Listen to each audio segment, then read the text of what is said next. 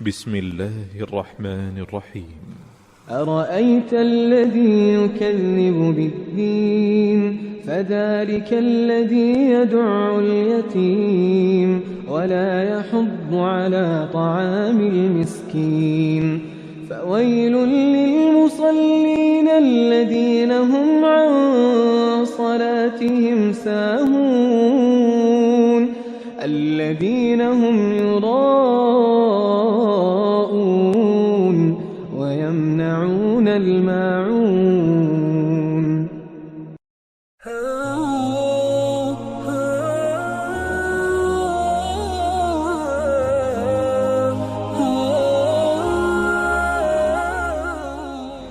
Assalamu alaikum wa rahmatullahi wa barakatuhu.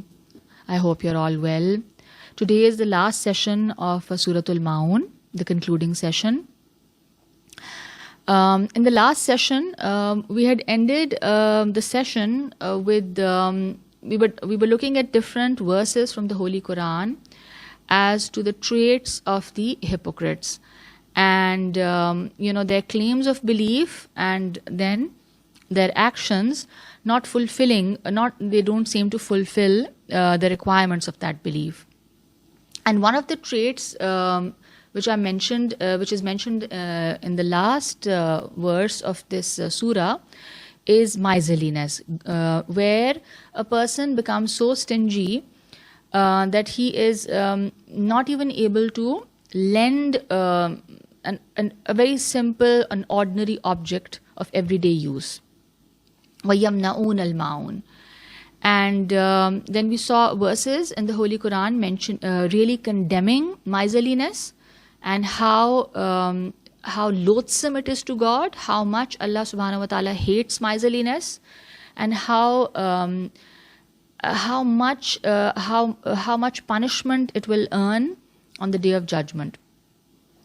And of course, there are verses in the Holy Quran where generosity and sharing your wealth with others is extremely praiseworthy, and it is an act which pleases God, be it your wealth that you're sharing, be it your time, be it your resources, be it your words, be it your knowledge that you're sharing with others. These are all forms of generosity. These are all forms of spending on others, helping others, being sensitive to the needs of others.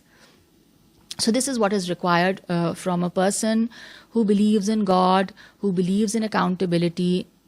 Such a person must develop a worldview where he is very conscious and very sensitive of the rights of Allah upon him and the rights of his creation upon him. And he is always willing and ready to fulfill those rights. And lastly, like we said, we discussed miserliness. So I'm going to present a hadith to you, a tradition of the Holy Prophet sallallahu alaihi wasallam concerning miserliness. And we will conclude the session, inshallah, after that.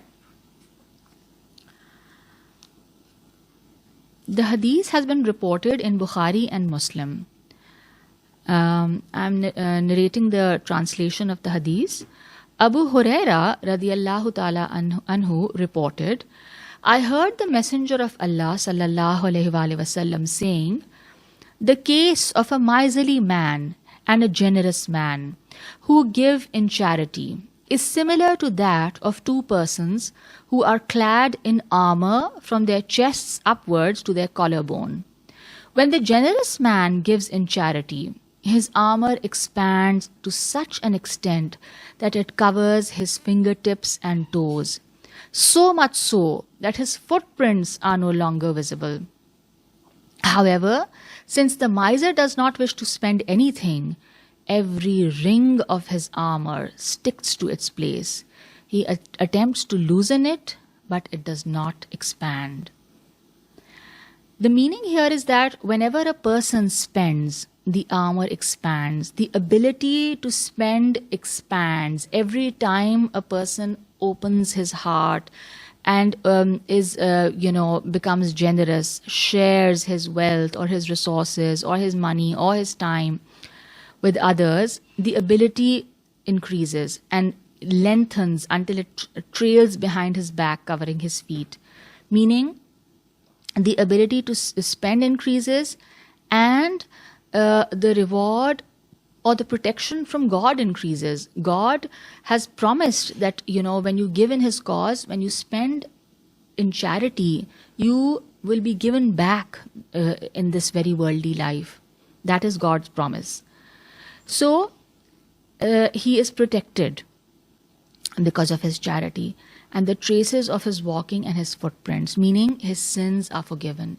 And on the other hand, the miser, his mindset is that he does not wish to spend anything. So because his desire is not to spend, he grows in his miserliness, and it becomes harder and harder and harder for him to spend, until a point comes where spending something becomes so difficult that sometimes a miser will not be able to spend even on his own health. And then it is as if the spending is actually causing him to feel suffocated. So this becomes like a mental illness. And here I would like to present to you a little bit of research that I did on the psychological impact of, generosity and what it can do for a person. I mean, we are all in search of happiness. So generosity is no longer the selfless altruistic act that we've thought it to be. I mean, we always think that, a person has to be very selfless, and obviously you have to think of others and then you give away in charity. Studies now show that one of the biggest benefactors of generosity is the person who is dishing it out. The person who is actually sharing, he's actually benefiting the most. Like a healthy diet, exercise, and good genes, generosity actually increases your lifespan. And this is, I'm not saying it just like that. This is based on research studies. A 2003 research study at the University of Michigan reveals that the positive effects of generosity include improving one's mental and physical health and promoting longevity. Generosity reduces stress, supports one's immune system, and enhances one's immune system, and enhances one's sense of purpose in life. So what is it about generosity that makes it so vital to a happy and healthy life? Firstly, it's important to note that the form of generosity that most benefits us isn't measured in a dollar-rupee amount or a physical gain. What matters is the sensitivity that we offer another person. The more directly we see our personal efforts impact someone else, the more we gain from the experience of giving. That is what brings us fulfillment, that we are seeing that our efforts are having a positive impact on the other person. It could just be talking to somebody, a person who is depressed or lonely.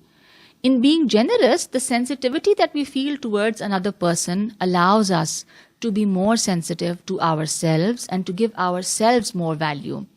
Also, being built up with compliments has little effect on our self-worth, whereas the gratification of being generous enhances our sense of self.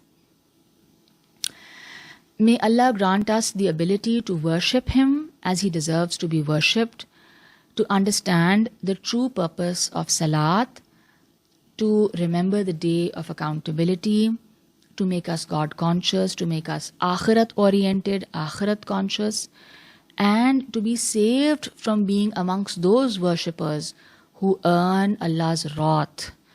Rather, we would desperately pray to God to be amongst those worshippers who earn Allah's pleasure and His love, and to be able to recognize and fulfill the rights of all His creation upon us.